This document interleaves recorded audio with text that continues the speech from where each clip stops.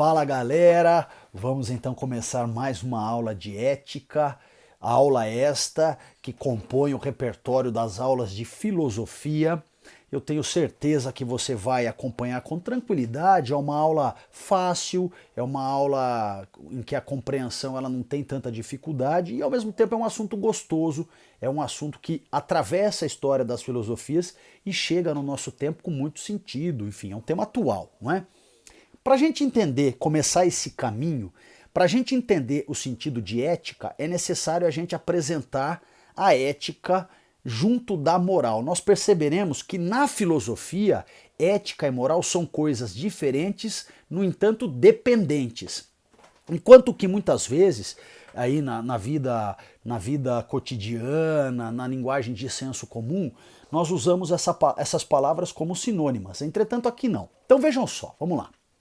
A palavra ética vem do grego ethos e significa costumes, comportamento. A palavra moral vem do latim mores e significa costumes, comportamentos. Portanto, eu estou dizendo a vocês que estas duas palavras, embora tenham origens diferentes, uma grega, a outra latina, do ponto de vista da tradução, ambas são idênticas. Tá? Então olha só, qual é a diferença, gente? Vamos começar então a entender, do ponto de vista do rigor filosófico, a diferença entre essas duas questões.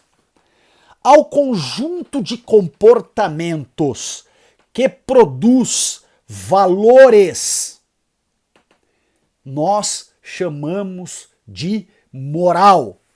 A moral, portanto, compõe o conjunto de comportamentos, de ações, de práticas. Este conjunto de ações me apresenta valores. E assim eu vou refletindo sobre. A ética estuda a moral. A ética é a teoria que estuda a moral, esta prática. A ética, portanto, estuda os problemas fundamentais da moral. O que eu estou querendo dizer, gente? Analisando os comportamentos, eu posso estabelecer, por exemplo, valores como bem e mal, justo e injusto. Estes valores serão problematizados, serão discutidos em teoria, na busca de suas essências. Estas teorias produzirão princípios, e estes princípios nortearão as análises. Portanto, a ética é a teoria que estuda e a partir destes estudos da moral, destes valores, ela extrai questões essenciais, princípios que norteiam daí a leitura dos comportamentos práticos. Reparem, portanto, que são questões diferentes, uma é a prática, outra é a teoria, uma é o comportamento que se traduz em valores, estes valores serão capturados pela ética e problematizados e avançados do ponto de vista da busca dos problemas fundamentais, enfim, das questões essenciais, já enquanto teoria, são diferentes, mas dependentes. Eu posso pensar, por exemplo, em princípios como o princípio da isonomia, princípio da equidade, que são princípios éticos, mas que só puderam ser extraídos em razão de uma moral, em razão da verificação das experiências práticas, do comportamento prático, da construção de valores e a partir daí os problemas fundamentais são discutidos e esses princípios chegam à baila. Bom, gente, agora vale a pena a gente pensar os tipos de ética, tá? São 3 tipos de ética que a gente vai conhecer. O primeiro tipo nós chamamos de ética deontológica. A palavra deontológica vem do grego deontos. Deontos em grego significa dever, mando. Portanto, quando eu falo de uma ética do tipo deontológica, Eu falo de uma ética que te emite uma ordem, um comando, um mando. O melhor exemplo da ética deontológica que nós temos na história da filosofia é Immanuel Kant e a sua ética chamada imperativo categórico. Reparem que já começa com imperativo, ou seja, a conjugação do verbo no modo imperativo denuncia um comando: haja, faça, obedeça. Bom, esta ética kantiana deontológica, o imperativo categórico é assim conhecida, ela foi construída racionalmente. E ela tende a apresentar sentenças que possuem valor universal. Elas precisam ser consideradas como lei universal. Qualquer pessoa, quando se referencia num imperativo categórico, deve agir daquela maneira. Portanto, ela tem uma configuração de lei universal. Imperativo categórico, não se esqueçam. O segundo tipo de ética que nós conheceremos é a chamada ética consequencialista. A ética consequencialista é aquela que valoriza os resultados, é aquela que valoriza as consequências de uma determinada ação. Reparem, gente, a ética consequencialista tem no utilitarismo desenvolvido por Jeremy Bentham e John Stuart Mill o seu grande exemplo. Segundo eles, as ações orientadas por esta ética sempre devem mirar a felicidade daquele que age, como também a felicidade daquele que está no entorno. Isso significa que todas as ações devem, segundo a ética utilitarista, do tipo, portanto, consequencialista, elas devem produzir bem-estar para o sujeito que age, mas na hora de agir ele tem que pensar também se produz bem-estar para quem está no entorno. Se produz bem-estar para ele, para o entorno, felicidade, portanto, para ele, para o entorno, portanto, o seu comportamento é ético dentro de uma perspectiva utilitarista. O utilitarismo compõe, portanto, o tipo consequencialista. O terceiro tipo nós chamamos de ética das virtudes.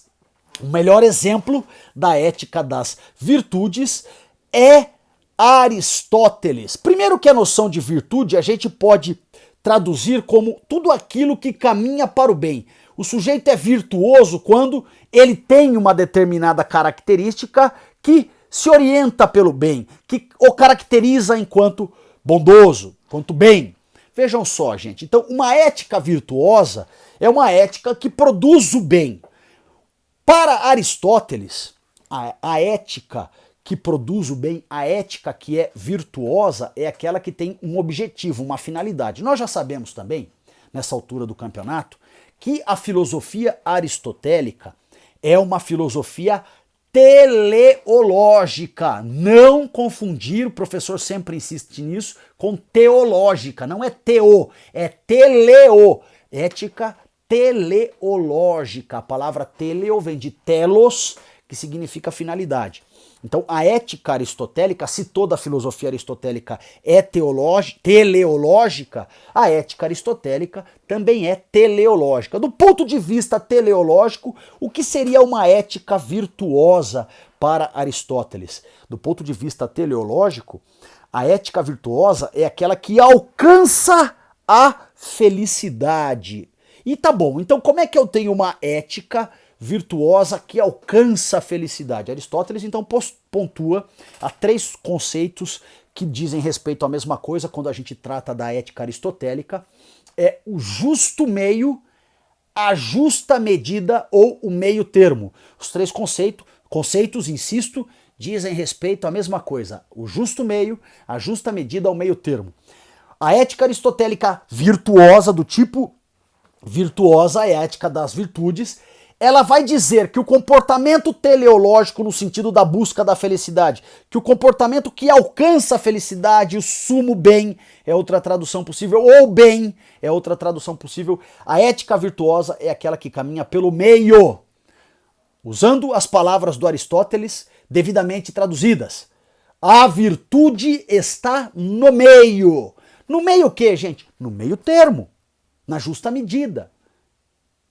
O meio termo entre o quê? E aí ele pontua. Para tudo aquilo que você vai fazer, há o meio termo entre o excesso e a falta. Há o meio termo entre dois extremos, o mais faltoso e o mais excessivo. Quando for agir, oriente-se por isso.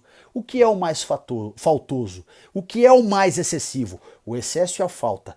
E apresentando as pontas extremas, o caminho, a virtude, o que vai te levar à felicidade está no meio. Ok, gente? Então, tudo isso nós já estudamos ao longo do curso. Na verdade, esta aula é uma aula que tem mais uma conotação de relembrar, na medida em que, com certeza, nós já discutimos isso em momentos anteriores ao longo do curso de filosofia. Relembrando, a ética é uma teoria que estuda e extrai princípios relativos à moral, ao conjunto de valores morais. A moral corresponde ao comportamento prático, às ações práticas e à extração de valores. A ética, ela possui 3 tipos mais importantes. É a ética deontológica, o maior exemplo é Kant, e o imperativo categórico. A ética consequencialista, o melhor exemplo é o utilitarismo, de Jeremy Bentham e John Stuart Mill. E a ética das virtudes, o melhor exemplo é Aristóteles e a sua ética do justo meio, da justa medida ou do meio termo. Dito isso, encerramos a nossa discussão sobre ética. Obrigado, gente, valeu, até a próxima!